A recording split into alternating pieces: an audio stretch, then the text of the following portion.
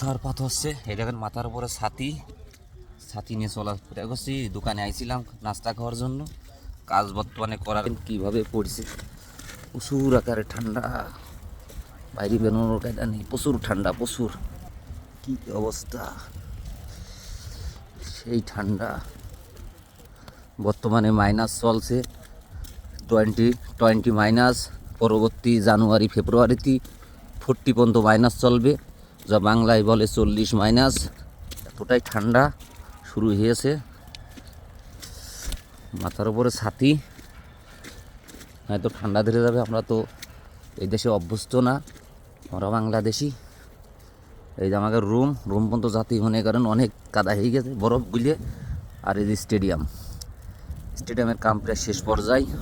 ওই যে এটাই আমাদের রুম। আর এই দেখেন রুমের আশপাশ কী অবস্থা, সেই স্বাদ।